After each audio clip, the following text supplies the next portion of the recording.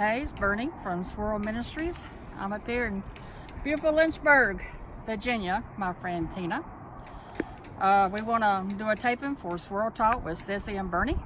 We've been wanting to come up for a long time and do a little lesson up here, but haven't got to. But I'm up here now, so here we are. Up here at the ski resort. Down there's Liberty University. An awesome place. God glorifies God, and here's the ski resort up here. But Tina brought me up here years ago, and I just never forgot it. And me and Cecy been up here one time. When we come up here and we look down, you can see, it's a little bit cloudy today. You see all out there in Lynchburg.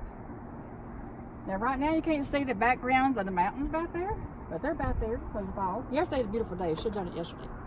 But anyway, you get the purpose, but sometimes we have to go up and kind of look and get a different perspective and everything. Somebody's working today. There's a ski resort. I ain't been out there. I won't do that. I just do this. Anyways, sometimes me and Tina rides around here, we get little stories and stuff. Like just from God's creation and stuff. So this is one of them. But there's two perspectives up here on top of Lynchburg. And one of them reminds me of Matthew 4. This is when Jesus was in a wilderness for 40 days, 40 nights. He was weak, he was tired, he was hungry. And here comes the enemy, the tempter calls him. Telling him, okay, come on here, I'll take care of you now. But the angels ministered to Jesus while he was out there. Here comes the tempter. Oh, come on, I can show you this, I can give you that. So a lot of times when we are weak and we're hungry for something else and we're tired, the enemy does come to us in those times. He thinks he's got to get us. Oh, I got her now, she's weak. Oh, yeah. But then he don't know us that well. Amen. Who we serving. Amen. So this story about Jesus being tempted, here the enemy, the devil, calls him, hey, come over here, look. Shows him all the kingdoms of the world. And then we live in the world, we're not going to be of the world. And back in the day, I was in a lot of worldly places I shouldn't have been in, and those places I can't do no more because they don't glorify God. But the devil offered Jesus everything. If you just serve me, you can have this, you can have this. And what he didn't know, Jesus had the kingdom, the keys to the kingdom anyway from his God. He didn't need that temptation coming there. But took him to a exceedingly high place. And sometimes when we're at our lowest and the enemy wants to take us to our high place, we can take a little shortcut. But don't. Be sure you know the tempter's voice, but God's voice over that. But when I said the devil didn't realize who Jesus really was, and he wouldn't come in there and offer him all that stuff. But the world does offer us stuff sometimes, and like I say, we have to go to some of these places, but not to get stuck like we used to be. Because there's a lot of chains and bondage out there. It's hard to get out of. So that's one scenario. But the one up here, when I thought about when Tina brought me up here years ago, it's just so awesome to be up here. So like when you're looking out, like back in the background, you can't see it good today, you see the shadows of the mountains. I can see them, but y'all can't see. But sometimes we have to get high and look beyond. I can look down here and see this right here, what's in front of me. I can see circumstances. Sometimes we gotta look beyond our circumstances, beyond where we are, and get a fresh vision.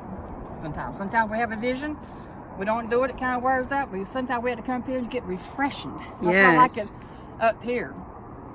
It's also closer between God up here in our hearts. But if I look down here, I can see people walking around over here at Liberty. There's students over there, they just go about their business. There's people, you see cars that are hustling and bustling, going down the road and stuff. And some of them probably don't know where they're going. They're confused, going around, strolling around all over the earth and everything. But some of them know they have a purpose or anything. But what I like most about up here, and I don't mean you have to always go to the mountains, but God's people went to the clouds. And this is like clouds, and you get a fresher vision. Come here, take a deep breath. And so you just take a time out sometimes and really evaluate, where am I at? Where do I want to be in my life? And what has God got for me? I like this, like this oceans also do, it's God's creation. But like, I like to come up here because I always think about, I'm up here, like sometimes we're alone, you don't hear anything. But we realize when we're down there on that level, with our circumstances with life, our everyday life, sometimes you hear so much noise.